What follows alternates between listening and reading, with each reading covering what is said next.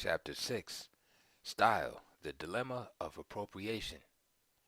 In the summer of 1963, I stood in front of a black and white television, watching a baseball game between the San Francisco Giants and the hapless Chicago Cubs.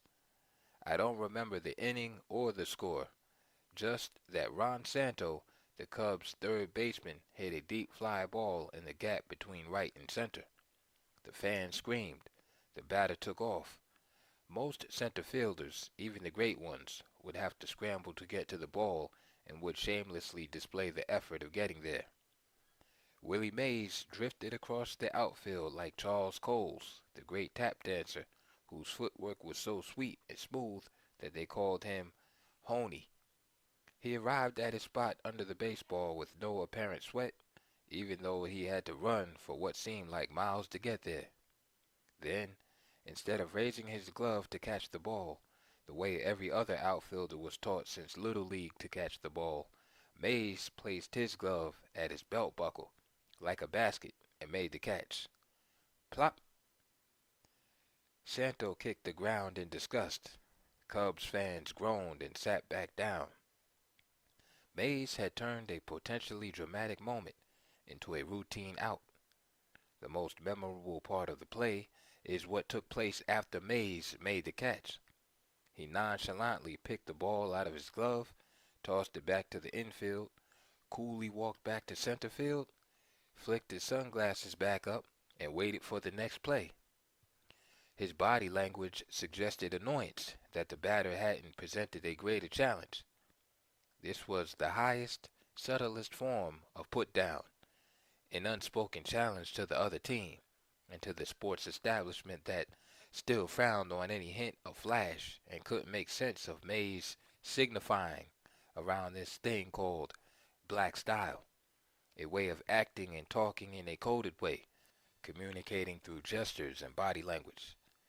When I think back on that catch and how it struck me, I realize I felt that Mays was talking to me, the way he ran, the way he made the hip catch, the way he coolly walked back to center field.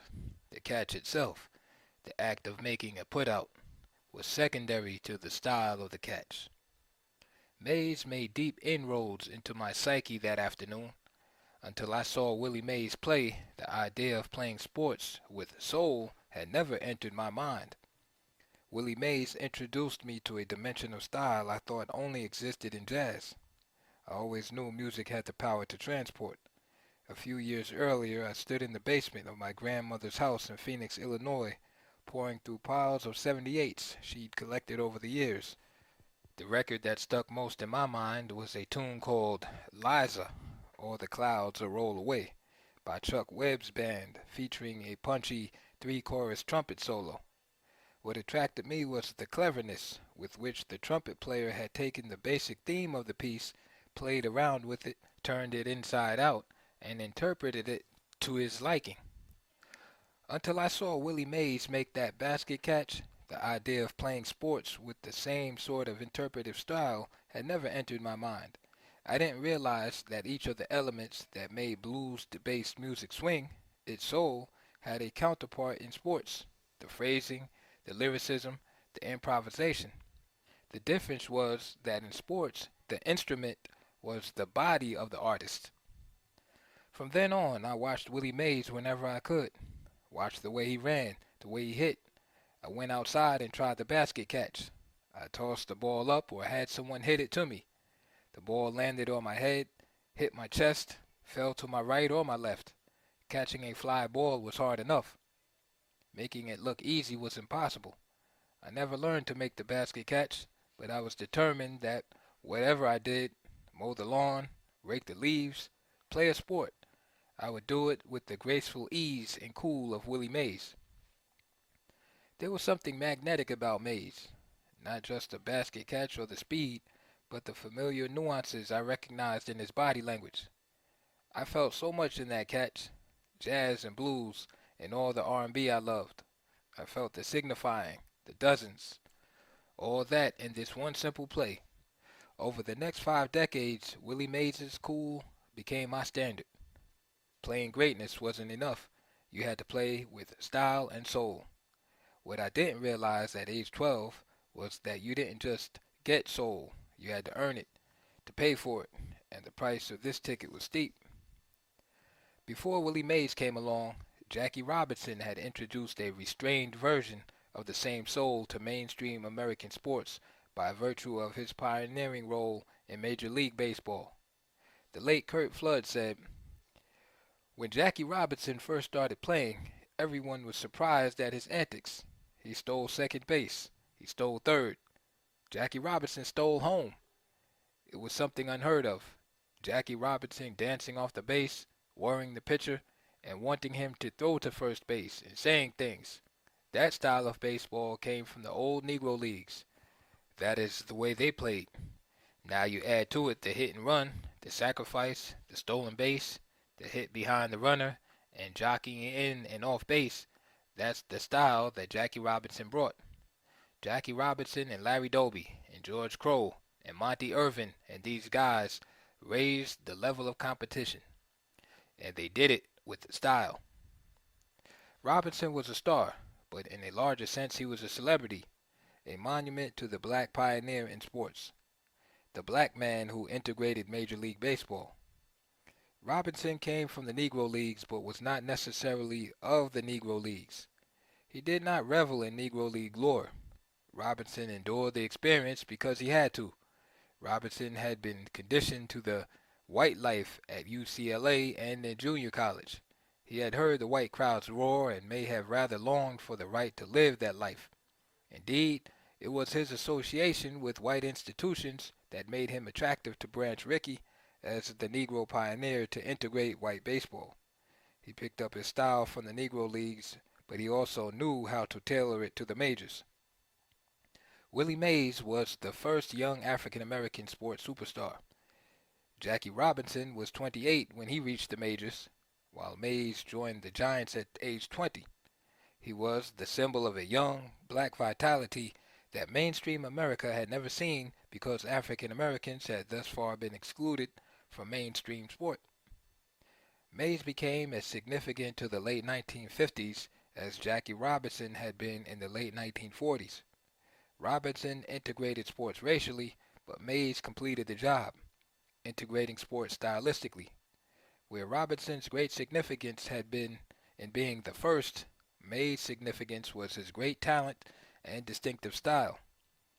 Where Robinson's presence in Major League sports announced that black players were good enough to compete, Mays' generation announced that black athletes could do more than compete. They could redefine the very game. Mays was the cornerstone of a second wave of African American superstars who introduced a new dimension of soul into sports. In his 3-volume treatise on baseball, David Quinton Voigt said that American sports by the 1950s, particularly Major League Baseball, had begun to level off in popularity and had become boring. Indeed, Voigt said, these were mostly clean-shaven, crew-cut white boys. There was no denying their colorlessness. The American-born white athlete was bound by a certain order and custom.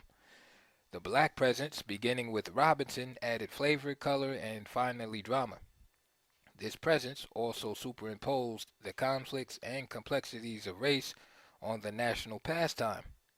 Mays' style broke barriers that had not formally been erected yet. His style defied the American white way of playing in all its sterility. By the time Mays came to New York in 1951, black athletes were still a new commodity in mainstream athletics, but they no longer had to bear the entire weight of a nation's race consciousness. The National Basketball Association color barrier was broken in 1951 by Nathaniel Sweetwater Clifton with the Knicks, Earl Lloyd with the Detroit Pistons, and Chuck Tarzan Cooper with the Boston Celtics. The National Football League was integrated in 1947 by Woody Strode and Kenny Washington.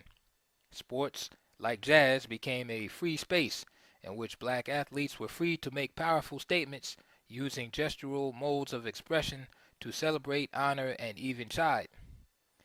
Jackie Robinson had to watch every P and Q, had to dot every I and cross every T, because he was the first and couldn't afford to be perceived as flashy or arrogant or some kind of hot dog. Because Robinson had gone through all that, Mays had the luxury of being lavishly creative.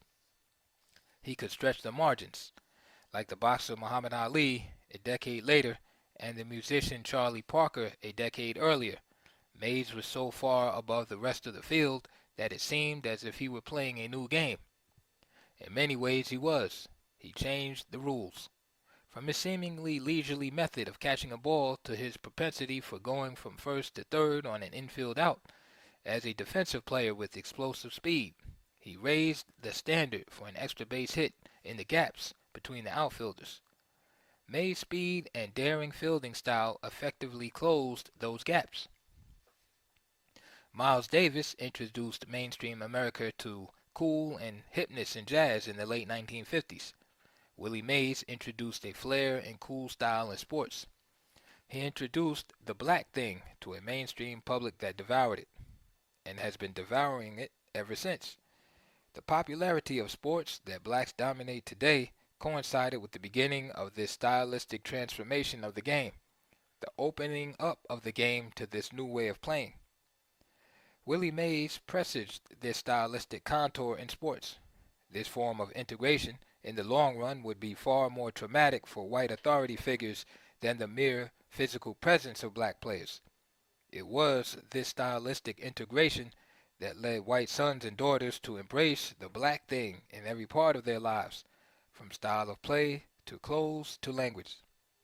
In virtually every decade since the 1950s, black athletes have been at the core of some stylistic or structural innovation in sports, from the alley-oop pass and the spin move in basketball to the spike and the ritual of the end zone shimmy in football.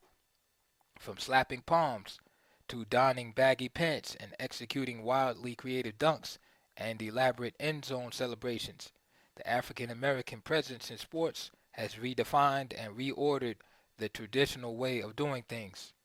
Whether it was Jackie Robinson's daring on the base paths, Muhammad Ali's mocking brilliance and fire in the ring, Wilma Rudolph's willowy grace and speed, or Michael Jordan's aerial exploits, black athletes have brought to the field a tantalizing mix of ingenuity and grace, sensuality and strength, beauty and violence, rage and vulnerability. In the process, they have invented a new American art. Mays introduced the notion that black athletes played with a style that catapulted them to another level and separated them from the pack. He established that there was a level of artistry in athletics that could be attained through black style, a level that could not, at that point, be reached by white players, who were too often shackled by limitations and expectations imposed by the very conventions Mays challenged. Ultimately, this new black style, symbolized by Mays, would become the cornerstone of America's multi-billion-dollar sports industry. This elusive phenomenon has kept millions of Americans lining up for tickets and ultimately pouring over $34 billion a year into the ever-expanding sports industry. The dilemma for the black community is that in the post-integration world, the community has no right, no claim, indeed no way to profit from this soul. The dilemma for the sports industry was that as the appetite for black style increased, so did the black presence on the fields of mainstream sports. As black players and style took center stage, so did a rising tension over style. The dilemma for stewards of the game was that this flashy style was terribly effective and wildly exciting. Fans were coming out to watch in droves. The industry's sudden dependence on a style that many executives and media big mouths were uncomfortable with only increased the tension. In other words, not everyone was enthralled by Mays. For all those who loved Mays, there were fans who became agitated by his style of play. The cap that always seemed to fly off when he ran, the basket catch, the dramatic way he ran the bases. Critics called him a showboat, a hot dog. Once the novelty of Robinson and Mays wore off and the march of black athletes into the mainstream began, the knee-jerk American racism toward the African American accomplishment, indeed toward the mere presence of African Americans, surfaced. This was the same reflex that eliminated blacks from baseball in the 19th century. squeezed cyclists out of bicycle racing, forced black jockeys out of horse racing, and kept black football players out of the NFL. A revealing insight into the resentment integration generated can be found in the anonymous remarks of a sports writer in 1951. Willie Mays had helped the Giants to a World Series showdown with the New York Yankees. In the final game, the Giants started three African Americans in the outfield: Mays, Monty Irvin, and Hank Thompson. The first time such a thing had ever happened. The anonymous sports writer wrote, "Willie Mays is in a daze, and Thompson's lost his vigor. But Irvin waxed for all the blacks. Ain't it good to be a nigger?" A backlash had started to set in. Had Mays come along 3 decades later, he would have had a tremendous integrated fan base. But in his era, white fans never fully identified with him. Mays arrived at the Polo Grounds for the 1951 season 4 years after Jackie Robinson had integrated baseball, and the people who ran sport and business were not certain that the middle-class Americans who were their customers were ready for African Americans to be promoted as stars, like Mickey Mantle or Joe DiMaggio or Ted Williams. At the same time, Mays was beginning his career at the Polo Grounds. The Yankees brought up Mickey Mantle, a powerful Oklahoma-born home run hitter, blue-eyed and blonde, nursed in the heartland of America. Mantle and Mays became cultural icons in America in different manners. Mantle was the embodiment of dairy farms, rolling acres of corn, apple pie, and the flag. Mays was simply a great player. He had his fans and his money. Willie Mays was well compensated. But the element of perceived intimacy and familiarity that made Mickey Mantle a folk hero and pulled even cold characters like Joe DiMaggio and Ted Williams into the nation's bosom remained just beyond Mays' grasp. Just as a black sports writer could never be Red Smith and Hank Aaron could never be Babe Ruth, Mays would never eclipse Mantle as a cultural icon, no matter what he did. As heroes go, Mays had hit a glass ceiling. Implied in his easy manner, his blasé attitude after a great play, and the nonchalance was an implied "fuck you." He made it clear that his style was him, and for those who couldn't appreciate it for the genius it was, there would be no grinning and jiving to win them over. He'd given up on that. A style of play that had found an easy home and wide appreciation in the Negro Leagues was still too black to sit comfortably with mainstream America, even as many white Americans were thrilled and fascinated by it.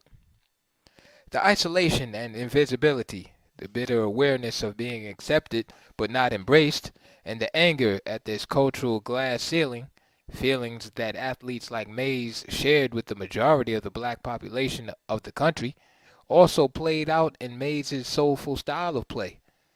That was part of what attracted me to Mays that afternoon in Wrigley Field when he made the basket catch. He wasn't being cool for the sake of being cool. He was cool out of a genuine urge to make a performance of the most basic athletic acts, to fully exercise his skill and creativity and his desire for jubilant expression. But Mays was also literally cool, in his air of detachment and resignation. This graceful ease and cool has come to be broadly associated with African American athletes. It's part of what makes them so fascinating and appealing. But this distinctive style is also a reflection of powerlessness on the part of African American athletes. For Mays, that famous style and soul came at the price of staying in segregated hotels, eating in segregated restaurants, and dealing with the daily bombardment of racism. For black athletes as a whole, that style in some ways underlines their inability to define themselves in more substantive ways and find acceptance. So, rather than try to fight it, to argue or plead for the acceptance that they'd never find, many black athletes let that damaged soul bleed out of them in their style on the field. But even that style, so hard-earned, is a precarious possession, one that can be and has been criticized, legislated out of existence, appropriated instantly and without compensation. By the time I saw Mays in Wrigley Field that summer afternoon in 1963, The blush of innocence had long since faded. Mays was no longer the bubbly 19-year-old say-hey kid who'd come up from Alabama to New York City. He was a seasoned, slightly bitter 31-year-old veteran. Mays had weathered 11 major league seasons. The basket catch and his unrestrained, flashy style of play, which had startled the stodgy baseball establishment when he broke into the league, had become old hat. His style had been copied, emulated, and improved upon, and of course, appropriated by the system. His glory days with the New York Giants, gleefully playing stickball in the streets of Harlem on his days off, were past. Indeed, his team had moved 3,000 miles to San Francisco, physically uprooting Mays from the inner city. At Mantle's funeral in 1995, sportscaster Bob Costas, reflecting on his own youth, recalled that Mantle was a player, quote, we emulated and identified with. His blonde hair, his blue eyes, the way he rounded the bases after a home run, eyes down in a sort of humble, workmanlike humility. I don't know which, quote-unquote, we Bob was referring to, but the we I knew was out in the street trying to emulate Mays' basket catch. People discovered that, hey, there's another level of this game that can be played higher through the jumping mechanism, not just being able to run and catch. You can leave your feet and make a catch above everybody else. That was an era that had been untapped, R.C. Owens said. Owens is largely unknown to contemporary fans, and his greatest contribution to football is associated with basketball, the alley-oop. 6 years after Mays broke in with the baseball giants, R.C. Owens, a 6'5" offensive end, was drafted by the San Francisco 49ers of the National Football League. Owens was part of the third wave of post-integration African-American athletes, those who followed Jackie Robinson and Willie Mays into the mainstream of United States pro sports. This third wave included Bill Russell, who revolutionized defensive play for centers in the National Basketball Association, and was a rookie with the Boston Celtics in 1956. Jim Brown, a running back who combined speed, power, and grace, and was a rookie running back with Cleveland in 1957. Curt Flood, who shook the sports foundation by challenging baseball's reserve clause, and had become the St. Louis Cardinals' regular center fielder in 1958. And Elgin Baylor, a rookie with the Minneapolis Lakers in 1958, who introduced hang time and walking on air to pro basketball. The difference between this wave of black athletes and Mays' generation was volume. There was more of them. More of us came on the scene at the same time athletically as potential superstars, Owens said. We were all coming out at the same time. We were playing well. People were seeing a lot of different things. They were seeing a different style. Each wave of black athletes has had to negotiate the changing face of racism. Jackie Robinson and Larry Doby battled exclusion, fought against the idea that blacks lack skills. Willie Mays proved that African Americans could play and often had to play at a higher level than their white counterparts. The wave of contemporary black athletes of which Owens was a part faced a more discrete form of racism, the beginning of the more abstract racism that would confront successive waves of black athletes as the white-dominated power structure maneuvered to maintain the black labor, white profit paradigm in the one area in which blacks were becoming dominant, sports. R.C. Owens played for San Francisco beginning in 1957. After a stellar basketball and football career at the College of Idaho, Owens was originally drafted in 1956, but put off his pro football career for a year and toured the nation with an all-star basketball team. Owens introduced verticality to the sport in a way it had never been used. His basketball skills, specifically his jumping ability, laid the foundation for an aerial innovation that is known primarily as a basketball term, but originated in pro football, the alley-oop. Throughout the history of football, offensive ends and halfbacks had to outjump opposing defensive backs for the ball. Owens' alley-oop innovation, however, marked the first time a player's superior jumping ability was formally inducted into a team's playbook.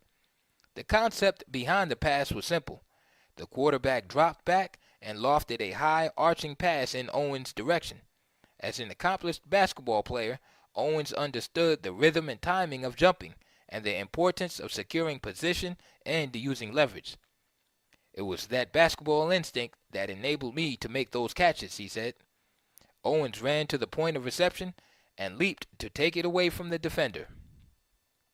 For Owens, style became a tool for survival. He realized that if he planned to make the team, he had to do something different. Fortunately for the 24-year-old rookie, he could jump at a time when jumping was not considered to be an integral part of the game. For Owens, the value of style was not simply that it came easy, that it was cultural or instinctive. No, for Owens, developing style was a matter of survival. Style actually improved his game. At the very least, it ensured that no one would miss what he was doing on the field. Whatever you were doing, you had to do it in an exceptional way. Everybody could judge you, could see that you performed, you excelled. You could run, you could catch, you can block, you can tackle. Because whatever you're doing it with great style and fashion. Owens' approach to coping with racism was simple and consistent with the prevailing mentality of many African Americans faced with carrying a burden of proof. Perform. You would always say beneath your breath, "Play me and I'll show you." And if you got the chance to catch the ball, make sure you score. Or if you know you're not going to get a long pass and you get a short one, you better turn it into a touchdown. You better be inventive and come up with a performance. That's precisely how the alley-oop came into existence in 1957's Owens' rookie season. The 49ers had lost their opening game of the season 20-10 to the Chicago Cardinals and faced the Los Angeles Rams the following week. The coaches were looking for a way not to be 0-2, Owens recalled. In practice, the week before the game, the offense was running the Rams' plays, and Frankie Albert, the 49ers coach, exhorted Y.A. Tittle, the quarterback, to throw long passes in order to give the defense an idea of what the Rams would do on Sunday. So Tittle lofted several high passes downfield, which Owens went up and grabbed and easily outjumped the 49ers defensive backs. After watching Owens make a couple of these catches, an excited Albert said, "He's just outjumping them for the ball. We've got to put that play in." On Sunday, Owens made 2 leaping touchdown catches in the end zone to lead the 49ers to a come-from-behind 23-20 victory. He scored on a 46-yard pass when he made an impossible catch over the outstretched arms of a defender. Trailing 20-16 in the fourth quarter, Tittle rolled out and hit Owens. The 49ers kept the play in the books and started winning. On November 4th, Owens caught a 41-yard pass over Jim David and Jack Christensen from Tittle to beat Detroit 35-31 with 11 seconds left. This boosted their record to 5-1. Owens' jumping ability allowed him to become a big play receiver as a rookie. In his rookie season, Owens caught 27 passes, half as many as his teammate Billy Wilson, who led the NFL with 52 catches. But Owens averaged 14.6 yards, the same as Wilson, and scored only 1 touchdown fewer with 5. In all but one of his 8 pro seasons, Owens, who is now the director of the 49ers Alumni Association, averaged double-digit yards per reception, including a high of 20.4 yards per catch in 1959. For his career, Owens averaged 15.9 yards per catch on 206 receptions. Style became a tool to circumvent racism and bias against black players by their own coaches. It forced those coaches to pay attention. Owens said that for him, the value of style was that it allowed black players to keep coming up with something different, so the players would say, "Coach, we've got to use that." Or the coach would say, "We're going to put that in." Or, "We're going to give him the ball more." If it continued to happen more and more and more, you'd reach the point where they couldn't keep black players out of the starting lineup. For Owens, devising a unique style was meant to ensure that he was one of those 2 or 4 African American athletes who made the team. You had to come up with a style so that the world would say, wow, this guy is jumping out of the stadium, Owens said. Or if it was Willie Gallimore, they'd say, man, this guy's so fast, he's like a cloud of dust. Willie the Wisp Gallimore was the prototype of the new wave running back in the NFL. Gallimore, who died in a car accident in 1963, was an electrifying runner who still ranks 6th on the Bears' all-time rushing list. Smooth, fast, quick with flashing moves, Gallimore ran at a level that other players who ran the ball just couldn't reach, Owens said. He was one of a kind at the same time. Of course, pretty soon you got more players who were black, and soon everyone was a cloud of dust. It became like a domino effect. First, the running backs, then the receivers, then the defensive backs to cover them, and the big, fast defensive linemen, and linebackers to keep up with them, and big mobile offensive linemen to block bigger, faster defensive players. Faced with an expanding influx of black athletes, owners, in conjunction with general managers, coaches, and managers, set artificial limits on the number of black athletes who would make their teams. These were quotas, Owens recalled. Usually there were 2 black guys on the team, maybe 4. Rarely you saw an odd number. Usually it was 2 or 4. In time, quotas would be augmented by a system of steering black players to certain positions that required instinct, not thought. In football, the stereotype, enforced by men with power, was that African Americans were not smart enough to be quarterbacks or centers and guards. On defense, they would not play free safety or middle linebackers. In baseball, blacks would be put in the outfield, not at shortstop or second base. Being a head coach or manager in any sport was out of the question. Owens' generation had to push against those stereotypes, but first, they had to get out on the field in any way they could. Their weapons were style and talent. That combination became a formula for winning in the box office and on the field. The black thing, as unnerving as it may have been to some, was profitable and entertaining, and therefore irresistible. Why did it take black players to introduce style into sports in a more conspicuous way? Before Jackie Robinson and Willie Mays reached the big stage, style was regarded as impractical in American sports. In fact, style was all about the absence of style. Sports were supposed to showcase, quote-unquote, the moment of truth, strength against strength, preparation against preparation. The most beloved athletes embodied an "aw shucks" humility that remains at the heart of the American self-image of so-called innocence. This model of sports heroism, however, was in a constant clash with the express yourself, do your thing imprimatur of black style. The struggle between the 2 styles continues down to this day, but it's pretty clear who's winning the battle these days. Owens has watched this evolution. If you don't have that kind of flashy game today to help you down the floor in a full court pass, you might not be playing first team or be on the team at all. You might be on the sideline looking. You've got to have an attitude.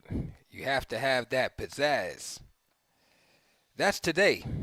But when Owens broke into the NFL in 1957, having an attitude was the kiss of death for African American athletes. Attitude was one of the racial buzzwords to describe black athletes in the negative. Having an attitude problem once was the sole province of black athletes. Attitude meant a chip on the shoulder, a surly demeanor. 4 decades later, Madison Avenue has converted attitude into a positive. Attitude is good. Attitude is hip and bold. Even inanimate objects have the desirable attitude. A car with an attitude, a piano with an attitude, and so on. Owens was traded to Baltimore in 1962. The coach was Weeb Ewbank. One day in practice, Owens blocked the field goal by standing on the goal line and jumping up and swatting the ball away if it was kicked low enough. He approached Eubank with the idea of trying it in a real game. Eubank liked the idea. In the waning moments of a game, Washington's Bob Kayat lined up for a 40-yard try. Owens stood in front of the uprights, which were then on the goal line. The kick was on the line and appeared to have the distance, but Owens leaped and knocked the ball away. Owens' block was the first and only field goal attempt ever to be rejected at the goal post in an NFL game. They changed the rule. You can't be in the goal post area anymore, Owens said. This is the jockey syndrome, changing the rules to stifle black excellence, applied to style. There have been other rule changes over the years of this sort. Because of Wilt Chamberlain, the nimble 7'1" center who played for the University of Kansas, the National Collegiate Athletic Association widened the lane from 8 feet to 12 feet, instituted offensive goaltending, and forbade the foul shooter from crossing the free throw line until the ball hit the basket. Chamberlain would dunk his missed free throws. With the entry of Bill Russell in 1956 and Chamberlain in 1959, the era of the tall, lumbering goon was on its way out. Russell was tall at 6'9", but as fast as many of the point guards in the NBA. Historian David Habelstam said of Russell's innovation, "In the past, the dominating big players had been white, usually strong but slow. When they blocked a shot, it was generally because the offensive players had taken a poor shot. Russell was something completely new, the forerunner of a different player in a different game, the big man who got down court faster than the other team's small men. He blocked shots that had never been blocked before. Players on other teams not only had to correct the arc of their shots, but changed the very nature of their offense when they played against him." In 1966, the National Collegiate Athletic Association adopted legislation outlawing the dunk. The legislation was named at neutralizing the presence of Lou Alcindor, an agile 7'2" center who dominated competition in high school, college, and the pros from 1963 to 1989. In 1990, the NCAA banned celebration. This included prohibiting players from taking off their helmets and from praying in the end zone. It also banned taunting. Of course, some of the recent rule changes have been less about style than simply about race. In the great tradition of the jockey syndrome, one promoter even attempted to place quotas on how many Kenyans could compete in a marathon. R.C. Owens said, "It's like they made the free throw lane wider because you had too many guys like Russell and Chamberlain. So, well, guys adjusted. Guys started flying. You can make it as wide as you want to. It won't stop you from flying." The rules have proven futile, however, and have simply led to greater innovations. Instead of encouraging white suburban guards, for example, the three-point shot simply produced more outstanding African-American outside shooters. The no-dunk rule heightened the innovation and creativity of players driving to the basket. The introduction of African-American athletes to the mainstream marked the beginning of a tremendous influx of black football and basketball players to previously segregated Southern schools. It also marked the beginning of an intense struggle to control the extent to which African-American style was expressed through sports. For me, one of the most dramatic signals that this battle had been lost was the Cotton Bowl game on New Year's Day, 1991, when the University of Miami met the University of Texas. At the time, Miami was nationally known and popular for a raucous style of play that included taunting, exuberant celebrations, and a steady flow of quote-unquote commentary that drove opponents to distraction. The Hurricanes games were a combination of performance and pro wrestling match. The players danced, postured, and gestured after big plays. Earlier in the season, the school's president, Edward Foote, had warned the football team to tone its act down after a particularly ugly brawl at Brigham Young University. Accordingly, in the week leading up to this particular Cotton Bowl game, the Miami players were on their best behavior. I remember one interview session in which a couple of Miami players actually helped officials set up chairs. Meanwhile, the Texas players, enjoying a resurgent season after several down years, were talking trash. They talked and talked without admonishment. Stan Thomas, an offensive lineman for the Longhorns, referred to Miami players as hooligans and thugs, and talked about how he was going to stomp the Hurricanes into the ground. On game day, Miami whipped the Longhorns' collective asses without mercy and with great pleasure. But what was intriguing was the manner, the, quote, "what's my name" style in which Miami won. The Hurricanes began taunting Texas players before the game even started. The Longhorns could hear the Miami players shouting through the locker room doors before the players came out for pregame introductions. When Texas ran onto the field, they were stunned to find Miami players greeting them as if they were a welcome wagon, with obscene gestures and taunts. On the opening kickoff, Chris Samuels, the Texas kick returner, was knocked cold, and the tone was set. The Miami offense, on its first possession, received 3 consecutive penalties, all for various unsportsmanlike conduct, and faced 40 yards to go for a first down. They made up the yardage on 3 passes. The Miami defense held Texas to minus 4 yards of total offense in the first quarter. Miami won 46-3. Randall "Thrill" Hill caught a touchdown pass and ran out of the end zone all the way up the ramp, shouting with glee, "It's too easy, it's too easy." Another player strode up and down the Miami sideline like a drum major in an exaggerated high kick as the route continued. I felt a little guilty for enjoying the spectacle so much. This wasn't so much a lopsided defeat as vengeance. It was also great theater. Indeed, the way Miami won was what reverberated all the way up to the press box. As the game went on, I alternated my view from the field, where the Hurricanes were taunting and dancing and manhandling Texas as though they were rag dolls, to the press box, where the game was being observed with tightened jaws, stern, puffy red faces, and gritted teeth. After the game, there were renewed calls from the media to, quote, "do something" about the boisterous, intimidating, increasingly vocal, and demonstrative style of play that was becoming so prevalent at virtually every level of competition. Will McDonough, the late columnist for the Boston Globe, wrote a scathing piece that more or less echoed the usual, quote, "loose ball" mentality. You could feel the venom. He started off by observing that, quote, "this has been in the making for close to 2 decades. 2 decades?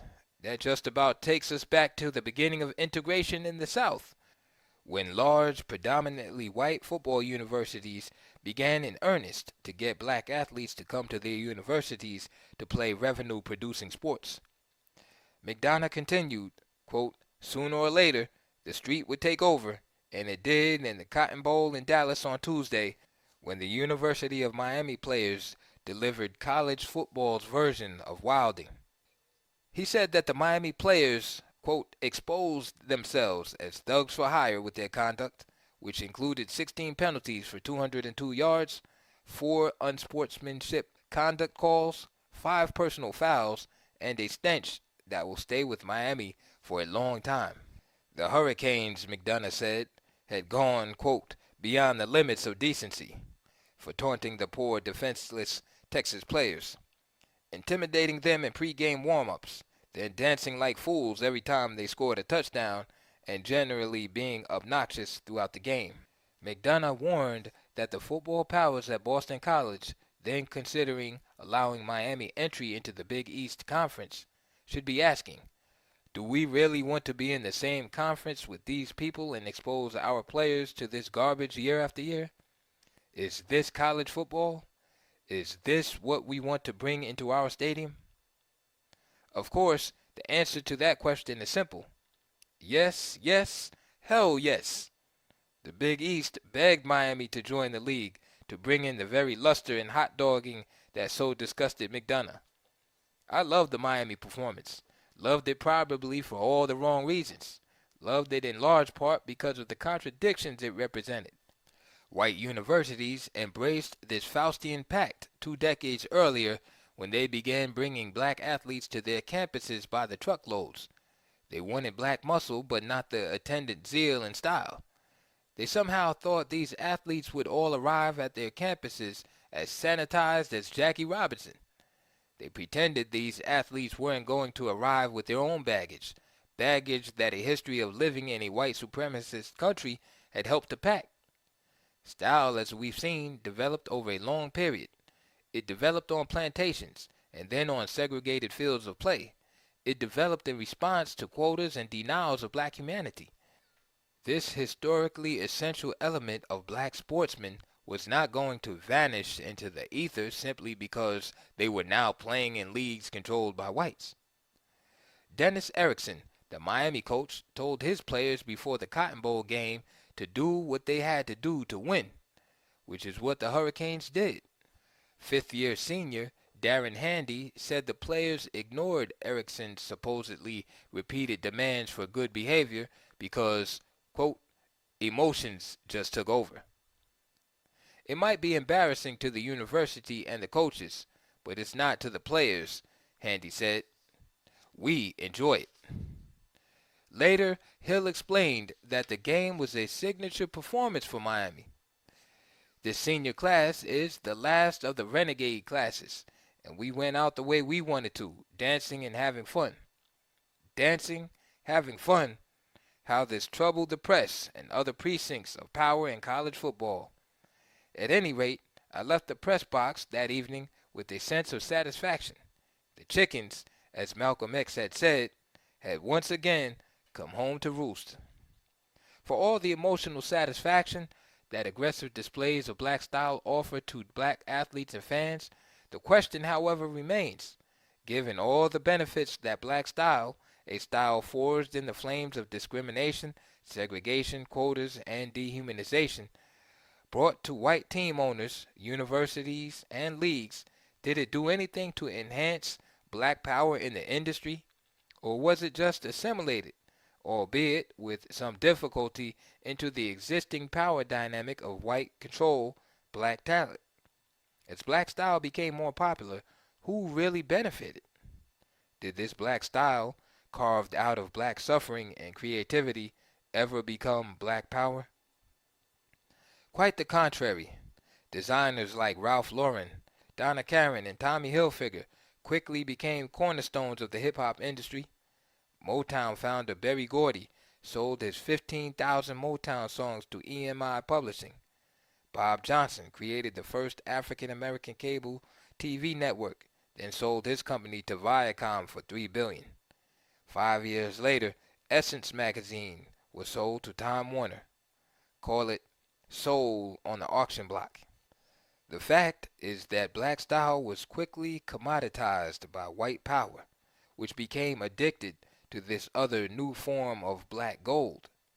The integration of intercollegiate sports in the mid-1970s created an insatiable appetite for black athletes, which in turn triggered a strip mining of black communities across the United States. Talented young black athletes and their families were wooed and pursued with the promise of scholarships and often material gifts. Black athletes had become a vital commodity in the sports industry, which necessitated a full-service delivery system to identify, prepare, and carry black muscle to quote-unquote market. That system is the conveyor belt.